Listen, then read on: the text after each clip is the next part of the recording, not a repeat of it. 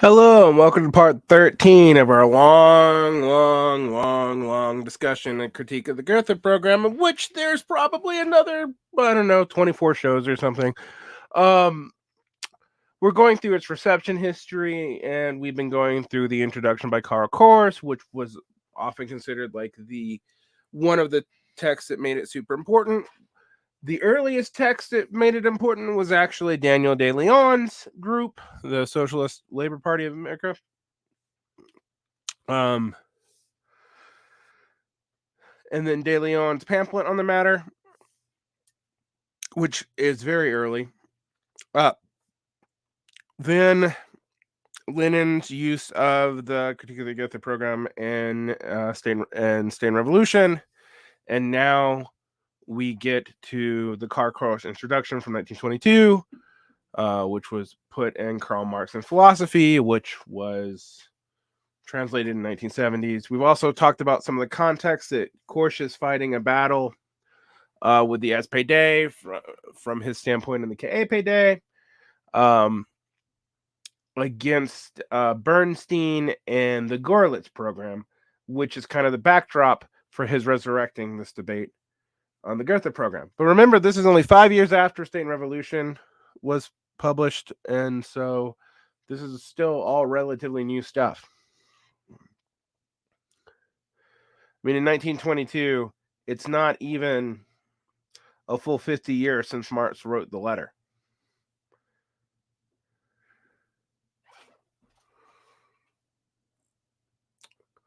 The structure of the letter. Corresponding to the divisions in the draft program under criticism, which only differ from the final version in a few details, you notice again that this is contested in later historiography. Like I said, largely tries to defend the Gotha program as a unity document against people like Korsch. Korsch is actually very clear that there's a difference between the draft and the final program, but that even though the language was changed in the final program, some of the substantive points were not, and that's made particularly clear in other letters.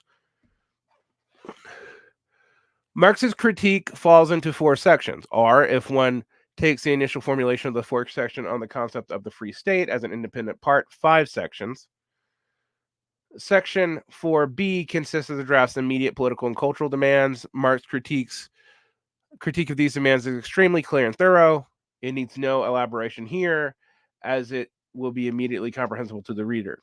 A fourth study of this part of the Marxist communist critique of the Social Democratic Party program would conclude, first of all, Engels' letter on the critique of the Social Democratic Draft Program of 1891, the Erfurt Program, which was first published in Neue Zeitung, 1901, and in a certain sense it contains a joint critique by Marx and Engels of the draft Gotha program. What Marx and Engels would have said about the 1921 Görlitz program of the German Social Democrats can only be left to the imagination of the reader, alerted by studying this text. Anyone who wants a more precise guidance can read the relevant writings of Rosa Luxemburg, Lenin, Trotsky, and Roddick. The section of the letter that is basic to all the others is the comprehensive first section. And I'll agree, it's both comprehensive and way longer. Under number 1 and 2, and with the short section 2, it contains a highly concentrated account of Marx's political economy. Under number 3, and with section 3, it serves to prepare for the important statements of section 4 of the relationship of society and the state, now and in the future. In our own time, Lenin has developed these ideas in both theory and practice. Remember, this is 1922. This is early Bolsheviks. This is, the Red Terror has happened, and the Kautsky-Trotsky debates have happened, but the KAPD and whatnot have not really separated from the Comintern yet. I do not believe. All right. There are some very important remarks, particularly pertinent today, on the historical relationship of the proletariat to the other classes in different phases of development of capitalist society, on the necessarily international content of the workers' movement, and above all, on the international task of the German working class. These form a development of the analysis in the Communist Manifesto. Okay. These form development of analysis in Communist Manifesto. So I have never thought of this as an extension of the analysis of the Communist Manifesto. And in fact, I might argue that's an I'd have to go back and reread the manifesto and all the notes in the manifesto and all the letters about the manifesto again. I did a fairly thorough discussion of the track of the history of the manifesto, including its programmatic demands, which were the communist leagues own, which were even the ones that were eventually accepted, and the revision history of the Catechism of Socialist or Communist. I can't remember which one that Engels call it, which Marx revised into the manifesto. But it's been a long time for me to think about how this structurally is related. I don't think Marx. I mean, this is reading a whole lot of intentionality to a letter that was only given to 10 people. Uh, but I do think there is a dialectical movement in what Marx is doing. I think Korsch is right about that. Sections 1 and 2 of the critique make an important but brief contribution to the basic clarifying thesis, the concepts and theses of Marxist political economy. And it is both impossible and unnecessary to discuss them once again in this short treatment. I mean, that's convenient. The reader will still has difficulty with these sections of the critique. It's referred to my recently published Quintessence des Marxismus, or the quintessence of Marxism. There he will find, in extremely short and precise form, 37 questions and answers, which explains all the basic concepts and theories of Marxist economics, as well as the most essential theses of the Marxist theory of society. That's a Marxist catechism. Speaking of which, having done so, he will be ready to understand those parts of the critique which are hard to comprehend without some basic knowledge of Marxist concepts and their place in the whole economic and social theory of Marxism. To this very day, they are still catastrophically misunderstood even by good followers of Marx. I mean, catastrophically misunderstood and or contested. Like, let's be a little bit fair there, Korsch. Right. Section 8, two difficult questions. The iron law of wages and the producers' cooperatives with state aid. Of all the difficult passages in the critique that are liable to be misunderstood, there are only two that need some further discussion, that I think that they are the most difficult ones for beginners. These are the statements in the sections 1 and 2 on the so-called iron law of wages and producer cooperatives with state aid. It is on these points that there has frequently been great misunderstanding of Marx's strong criticism of the Gotha program, and a tendency to see in it an excessive expression of Marx's specifically personal animosity towards Lassalle. There can be no dispute about the personally bitter tone in which Marx and Engels attack Lassalle at this time, but their expressions are the result of the inelucutable and concrete necessity. For it is precisely where the formulations and demands of materialist chemist Marxism and ideological socialist Stalinism are externally so close that their inner contradiction is so much greater. To ignore this contradiction is very dangerous. If the scientific insights we finally attain by Marx are to be preserved and developed. Whew. Okay, let's go on. We begin with the iron law of wages. First, let us mention that Marx's critical remarks in his letter that proceeds of labor is a loose, i.e., imprecise idea which Lassalle has put much of a definitive economic concepts. The definitive economics Marx talks of here are obviously those of the theory of value and surplus value, and in particular a scientific discovery that is the basic for any understanding of Marxist communism, asterisk. Although, like half the Marxists today and most of the Marxists of the second half of the 20th century tried to deny that or work around it.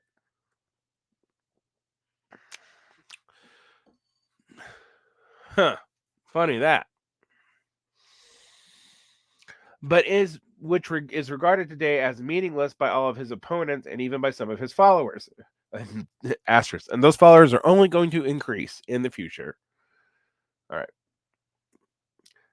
This is why a lot of people think Korsch and the Marxist humanists are like too economistically reading a Marx.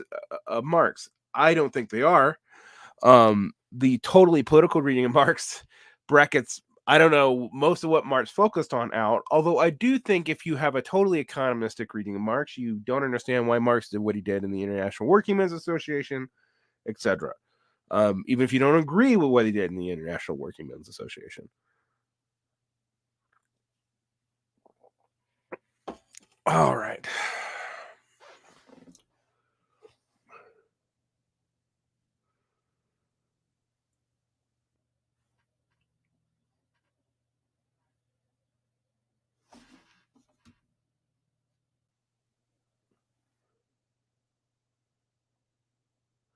This discovery is that wages are not, as bourgeois economists would have it, the value or price of labor, but only a mass form of the value or price of labor power, which is sold on the labor market as a commodity before it is employed productively as labor in the capitalist enterprise.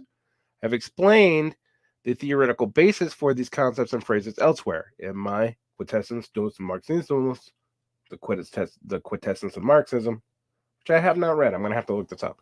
But what is only discussed theoretically there can be seen applied in immensely important and practical ways in the critique itself. It is not without justification, nor out of blind hostility to Lassalle and his followers, that Karl Marx lays such emphatic stress on key aspects of his theory of surplus value and fights Lassalle's slogan, the iron law of wages, with such merciless rigor. At first sight, there would appear to be no real contradiction between Marx and Lassalle between what Marx and Lassalle say. Even in the Communist Manifesto, the state did state that the costs which the worker causes the capitalist are almost entirely confined to the means of subsistence which is required for his own maintenance and for the propagation of his race. This obviously means that what the bourgeois economist Malthus and Ricardo first expressed and was later called the iron law of wages.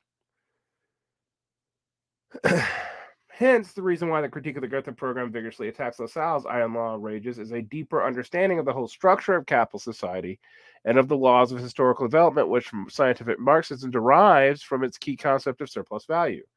The idea that wages are the value of labor power and not of labor is not merely intended, or as some people have thought, to enable Marxist economic theory and science to have a clearer and simpler conceptual structure.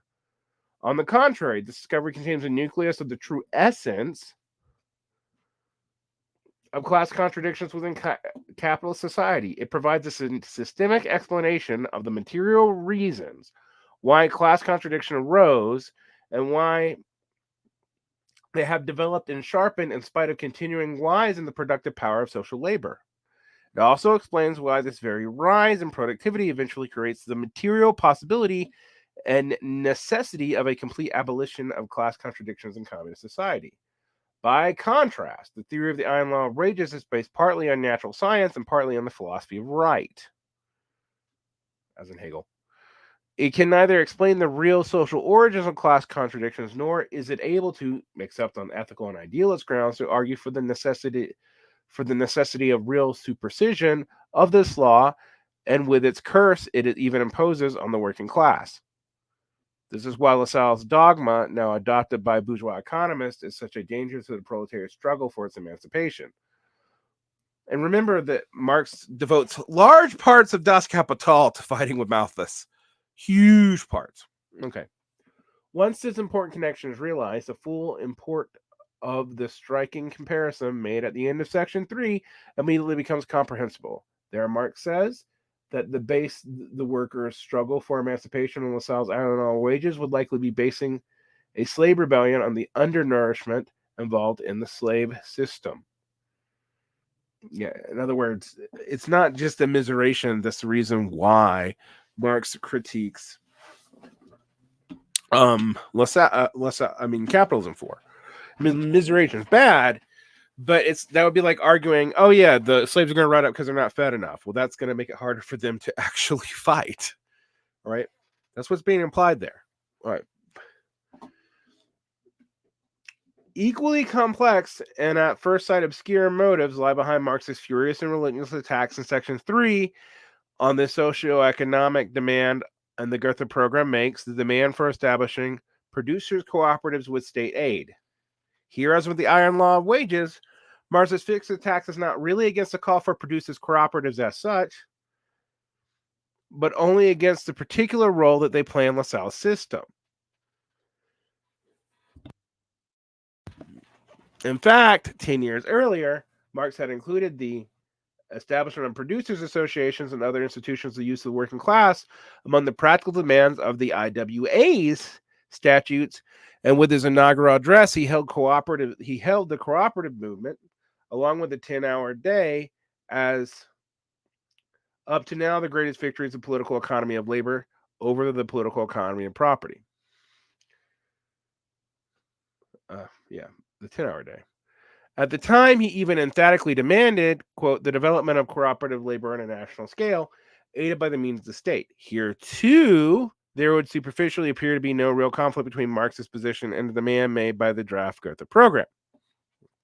In fact, however, this is an example of Marx's anger is a very vivid expression of the deep and substantive difference between his outlook and that of Lassalle. For Marx was only too well aware of the real nature of this scheme, amply demonstrated in the event by the rest of the program.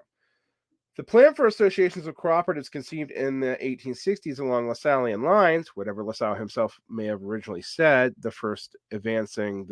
when first advancing this demand, relied much more on the state than on the creation of the cooperative economy itself. Its real aim was to use aid to the producers' associations to change the limited bourgeois state into a socialist state which would fulfill the ethical idea of freedom. Instead of seeking the necessary material preconditions for attaining a socialist society in the predominance of the political economy of the working class over the political economy of property, which may be furthered along many other things by producers' necessary material preconditions for attaining socialist society in the predominance of political economy, which may be furthered, among other things, by producers' cooperatives. This is a flagrant violation of the major principle of the IWA Declaration of Principles, was stated that the economic emancipation of the working class is the principal aim, with every political movement must sever in advance, which serve to advance. I can't read today. Much serve to advance. Marx in section 3 of the critique seeks to demolish the key concepts of cooperatives based on state credit as a regression to crude ideological and utopian errors. This idea has recently been found as worthy successors, and the equally empty notion of many German socialists around the socialization are seizing real values. Marx reaffirms against these illusions that the true materialist and revolutionary meaning of the words producers' associations on a national scale by saying that the workers' desire to establish the conditions for cooperative production on a social scale, first of all on a national scale in their own country, only means that they are working to revolutionize the present conditions of production and has nothing in common with the foundation of cooperatives societies with state aid. And you got to remember, Marx was really concerned about making people dependent on the bourgeois state. This is something he says over and over and over and over and over and over and over again in letters to Babel, Liebknecht, even Bernstein, definitely to Kautsky. And this is, something that Engels really points out in his critique of the Draft program.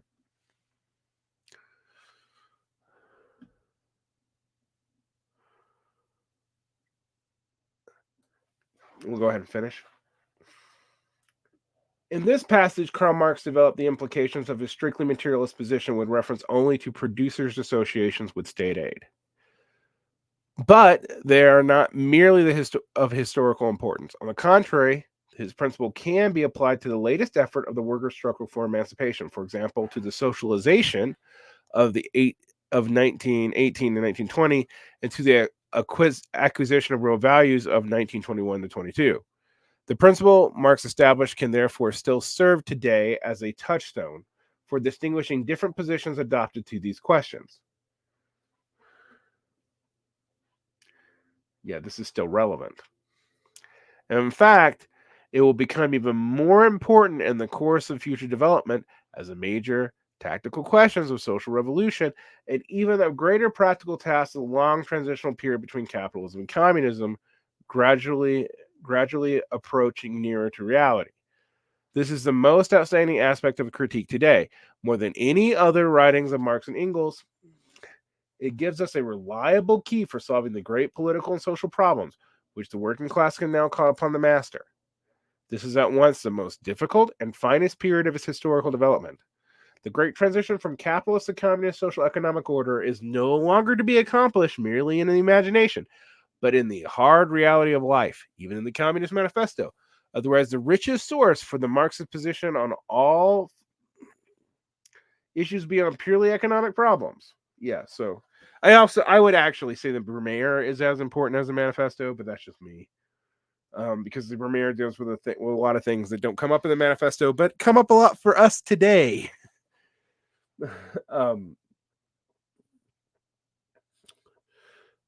Other richest source for all Marxist positions on all issues beyond purely economic problems, which of course you go to Capital, the economic manuscripts for,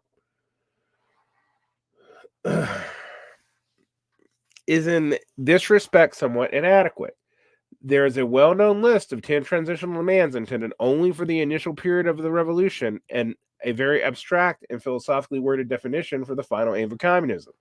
Apart from this, there is only a repeated statement. All revolutionary movements communists have emphasized the property issue as the fundamental question. This naturally includes a long period after the establishment of the dictatorship of the proletariat. This emphasis on the property issue can be interpreted in two ways. It can either be seen as a juridical problem of distribution, which is capable of solution through the changes in the form of the state, or materialistically as a social problem of production, which can only be solved by overthrowing the economic structure of society. Not just taking over the state, people. That's not the only form of power.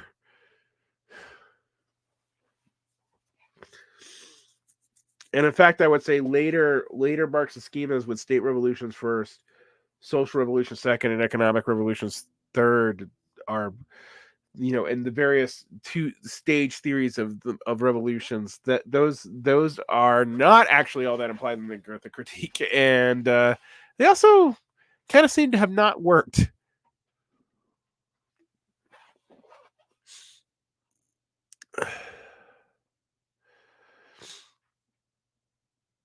It is precisely by means of this thorough clarification of the two interpretations that Marx, in his critique of the Gotha program, sets out the total contradiction between the ideological state socialism of Lassalle and his own materialist communism. As he never tires of saying, the Lassalleans do not have communist society as their final aim, but only a dreary middle position. It is true that the latter will have to overcome private ownership of the means of production and related inequities and injustices in the distribution of goods. But in every other respect, economically, ethically, and spiritually, it still bears the stamp of the old capitalist society of today. Specifically, bourgeois law and bourgeois state will not be totally superseded as forgotten ideas of a barbarous prehistory. Marx himself, of course, was fully conscious of the fact that the establishment of the dictatorship of the proletariat and the abolition of private capitalist ownership of the means of production would not, in and of itself, suffice to create a mature communist society freely developing to unimagined heights by the virtue of its inherent laws. Now, if this doesn't seem as super removed from communists and socialists today, I don't know what is. I know very few people with this goal.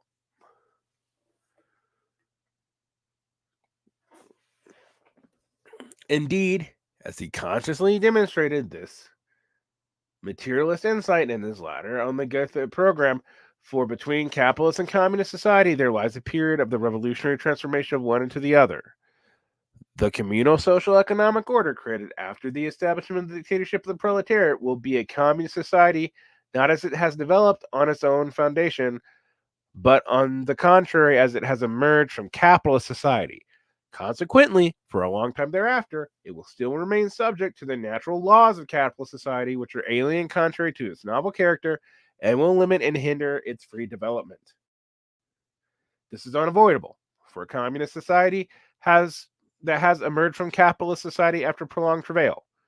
From the superior perspective of Marxist communism, the Lassallean socialists derived from the philosophies of right and from the state And in practice, the social democratic socialism of today, with its Gerlitz program derived from Lassalleanism, can be judged guilty of criminal folly. The period of transition is necessary and inevitable for historical reasons. Lassallean socialism takes it as an ideal and final state. The reason for this is obvious. It has never surpassed the narrow horizon of bourgeois conceptions of right, ethics, and the state. It marauders in an ideological and utopian fashion about the ideal of a just distribution and complete social and political equity in a free state. The primitive idea of freedom, essentially guaranteed by law and state, is annulled precisely by the grandiose aim of communism. Asterisk. Lenin admits this too. Lenin talks about how a state implies an army, and that implies class divisions, and communist society is classless. The dictatorship of the proletariat implies a final class position until everyone can become part of the proletariat, in which case there is no need for the dictatorship because everyone is in it.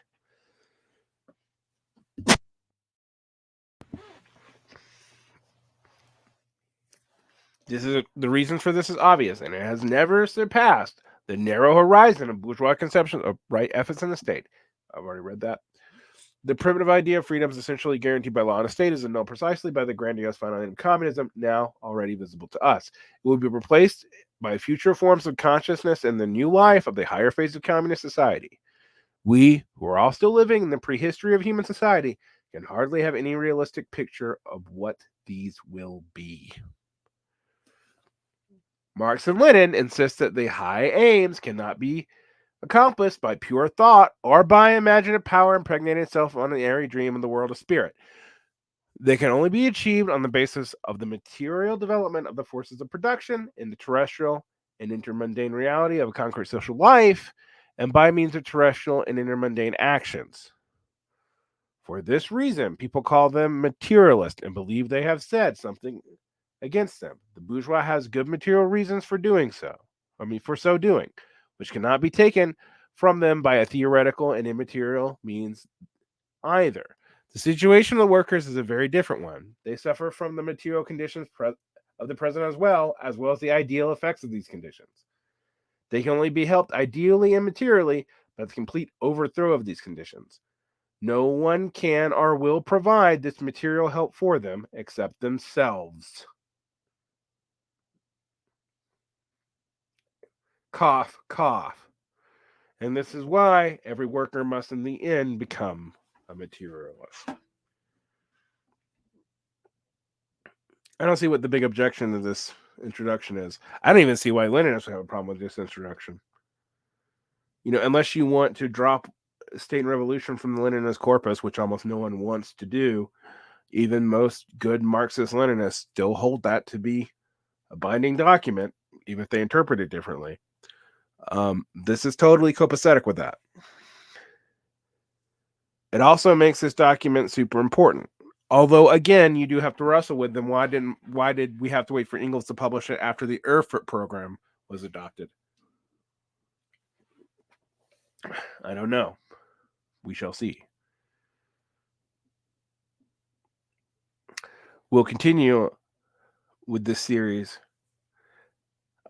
with another historical take very soon.